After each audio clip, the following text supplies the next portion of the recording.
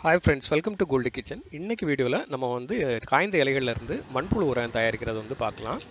இப்போ நீங்கள் பார்க்குறது நம்மளோட தோட்டத்தில் நான் இந்த மண்புழு உரம் தயாரிக்கிறதுக்காக எடுத்து வச்சுருக்க மண்புழுக்கள். இது பார்த்திங்கன்னா சின்ன சின்ன புழுக்கள் தான். நம்மளோட தொட்டியில் நார்மலாகவே நீங்கள் சாணம் போட்டு வச்சுருந்தீங்க, எரு போட்டிருந்தீங்கனாலே உங்களுக்கு இந்த மாதிரி மண்புழுக்கள் ஃபார்ம் ஆகும். அதுவே நீங்கள் யூஸ் பண்ணிக்கலாம். அடுத்தால் நீங்கள் இப்போ பார்க்குறது பார்த்தீங்கன்னா, நான் ஒரு சிமெண்ட் தொட்டி, பெரிய தொட்டி எடுத்திருக்கேன். கீழே கொஞ்சம் மண் இருக்கிற போல் நான் இது பண்ணியிருக்கேன். அதே போல் அந்த பக்கத்தில் இருக்க அந்த கப்பில் தான் நான் மண்புழுக்களை இப்போ நான் ஸ்டோர் பண்ணி வச்சுருக்கிறேன். ஸோ இந்த சிமெண்ட் தொட்டி இல்லை மண் தொட்டி நீங்கள் எடுத்திங்கன்னா ரொம்ப நல்லதாக இருக்கும். இப்போ நீங்கள் பார்க்குறது பார்த்தீங்க அப்படின்னாச்சுன்னா, நம்ம வீட்டுக்கு எய்த்தாப்பில் இருக்கிற மரத்துலேருந்து விழுந்த இலைகளை தான் நான் கலெக்ட் பண்ணி வச்சுருக்கேன். அது ஏற்கனவே கொஞ்சம் மக்க ஆரம்பிச்சிடுச்சு. ஸோ இந்த உரங்களை, அந்த காய்ந்த இலைகளை நீங்கள் மண்புழு உரமாகவும் மாற்றலாம், இல்லை நார்மலான உரமாகவும் மாற்றலாம். ஸோ நான் அந்த வாட்டி மண்புழு உரமாக மாற்றுறதுக்காக நான் இதை எடுத்திருக்கேன். ஸோ இப்போ இந்த இலைகள் எல்லாத்தையும் நம்ம இந்த தொட்டியில் கொட்டிடலாம். ஸோ இந்த இதில் பார்த்திங்கன்னா, இந்த இலைகள் போட நேரம் கொஞ்சம் இலைகள் போட்ட உடனே உங்களுக்கு ஃபுல்லான போல் தெரியும். அதனால் மேக்ஸிமம் எவ்வளோ இலைகள் போட்டு அதை கம்ப்ரஸ் பண்ணி உள்ளால் நீங்கள் இது பண்ண முடியுமோ அந்த அளவுக்கு எவ்வளோ டம்ப் பண்ண முடியுமோ டம்ப் பண்ணிவிடுங்க. ஸோ டம்ப் பண்ணிவிட்டு அதுக்கு மேலே நம்ம இந்த மண்புழுவை நம்ம விட்டுருவோம். ஸோ இப்போ அடுத்தால நம்ம மண்புழுவை விட்டுடலாம். இவ்வளோ இது இருக்குது. இதில் பார்த்திங்கன்னா மண்ணும் இருக்குது. இது எல்லாமே நம்ம தோட்டத்துலேருந்து எடுத்தது தான். ஸோ இப்போ மண்புழுவை நம்ம உள்ளால் விட்டாச்சு. இதுக்கு மேலே நம்ம கொஞ்சம் நார்மல் மண்ணை கொஞ்சம் போட்டு கவர் பண்ணிடலாம். ஏன்னா அந்த மண்புழுக்களுக்கு கொஞ்சம் மண் இருக்கணும், அது ஹைட் பண்ணுற அளவுக்கு கொஞ்சம் மண் இருக்கணும். அதனால தான் அடியிலேயே கொஞ்சம் மண் போட்டிருக்கோம், மேலேயும் கொஞ்சம் மண் போட்டிருக்கோம். ஸோ இப்போ அந்த புழுக்கள் மேலே இருக்குதா, இன்னும் கொஞ்சம் நேரத்தில் பார்த்தீங்கன்னா அது எல்லாமே அப்படியே உள்ளால் போக ஆரம்பிச்சிடும். மண்புழுக்களை பொறுத்த மட்டும் ஈரம் இருக்கிற இடத்துல தான் அது இருக்கும். ரொம்ப தண்ணி இல்லாமல் காஞ்சிடுச்சு அப்படின்னா அது வேறு இடத்துக்கு போயிடும்.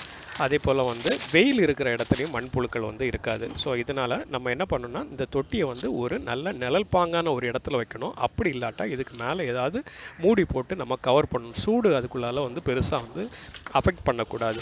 ஸோ நான் என்ன பண்ணுறேன் அப்படின்னு பார்த்தீங்கன்னா, இப்போ நம்மகிட்ட இருக்கிற இந்த தேங்காய் மட்டை, அதாவது சவரி அப்படின்னு சொல்லுவோம், தேங்காய் மட்டையை வச்சு நான் ஃபுல்லாக மேலே கவர் பண்ணுறேன். ரீசன் என்ன அப்படின்னு பார்த்தீங்கன்னா, இந்த தேங்காய் மட்டையில் உள்ளால் இருக்கிற அந்த தேங்காய் பஞ்சில் ஈரம் இருந்துகிட்டே இருக்கும். ஸோ மண்புழுக்களுக்கு சப்போஸ் ஈரம் கம்மியாக இருந்ததுன்னா கூட அதில் அது ஒட்டி இருந்துக்கும். ஸோ இப்படி நீங்கள் இதை கவர் பண்ணி ஒரு நிழலான ஒரு இடத்துல நீங்கள் வச்சுடுங்க. ஸோ கிட்டத்தட்ட நம்ம பார்த்திங்க அப்படின்னாச்சுன்னா ஒரு 60 நாட்கள் இதை இந்த மாதிரி வைக்கணும். ஆக்சுவலாக ஒரு 40லேருந்து 50 நாளைக்கு மேலேயே நிறைய உரங்கள் கன்வெர்ட் ஆகிடும். நான் எப்போவுமே ஈரம் இருக்கிற போல் கொஞ்சம் தண்ணி மட்டும் ஊற்றிட்டே இருங்க. நான் 60 டேஸ் வச்சுருந்தேன். ஸோ 60 டேஸ் வச்சுக்கிட்டு நம்ம இது எப்படி வருதுங்கிறத நம்ம பார்க்கலாம். ஸோ இப்போ நீங்கள் பார்க்குறது பார்த்தீங்கன்னா 60 நாளுக்கு அப்புறம் நம்ம அதை எடுத்து பார்க்குறோம். ஸோ அந்த மட்டையெல்லாம் இறங்கி நம்ம எவ்வளோக்கு போடுறோம், இப்போ எவ்வளோ இருக்குதுன்னு பார்த்தீங்களா. ஸோ ஃபுல்லாகவே கம்ப்ரஸ் ஆகி அடியில் மட்டும்தான் அந்த உரம் இருக்குது. ஸோ இந்த உரம் அப்படின்னு பார்த்தீங்கன்னா, இப்போ நம்ம தட்டின பிறகு பார்த்தீங்கன்னா கொஞ்சம் களி போல் தான் இருக்கும். ஆக்சுவலாக ஃபஸ்ட்டு இனிஷியலாக பார்க்க நேரம் நல்ல ட்ரை ஆன பிறகு பார்த்தீங்க அப்படின்னாச்சுன்னா கொஞ்சம் அந்த குருணை போல் உங்களுக்கு வர ஆரம்பிச்சிடும். ஆக்சுவலாக நான் அது தனியாக அது ஒரு இதில் இருக்குது. ஸோ இப்போது இது ஃபுல்லாக அந்த க்ளே போல் இருக்கிறதுனால உங்களுக்கு இது பார்க்குறதுக்கு வேறு மாதிரி இருக்குது. ஸோ இதில் பாருங்களேன், நம்ம விட்ட மண்புழுக்கள் எல்லாமே மேக்ஸிமம் இதிலே தான் இருக்குது. அது இல்லாமல் கொஞ்சம் அடிஷ்னலான மண்புழுக்களும் உருவாகியிருக்கும். ஸோ எவ்வளவு மண்புழுக்கள் இருக்குதோ அந்த மண்புழுக்களை நம்ம மறுபடியும் சேவ் பண்ணி வச்சுட்டு அதை வேறு ஏதாவது ஒரு மறுபடியும் நம்ம யூஸ் பண்ணுறதுக்கு பயன்படுத்திக்கலாம். ஸோ நீங்கள் பார்க்குறதுல எல்லாத்துலேயுமே நம்ம அது எடுக்க நேரம் பார்த்திங்கன்னா மண்புழுக்கள் இருந்துக்கிட்டே இருக்கும். ஸோ இந்த உரத்தை கொஞ்சம் ட்ரை பண்ணிட்டு, ரொம்ப ஈரம் போயிடக்கூடாது. ஓரளவுக்கு கொஞ்சம் நம்ம ஈரம் காஞ்சிடுச்சு அப்படின்னு பார்த்தீங்கன்னா ஓரளவுக்கு அந்த சின்ன சின்ன குருணை வடிவத்தில் இது வந்துடும். ஆக்சுவலாக இப்போ பார்க்குறதுக்கு க்ளே போல் இருக்குது உங்களுக்கு. ஸோ நிறைய மண்புழுக்கள் புதுசாகவும் உருவாகிருக்கு.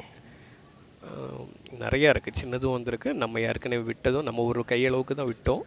பார்த்திங்கன்னா இது எல்லா இதுலேயும் மறுபடியும் மண்புழுக்கள் இருக்குது.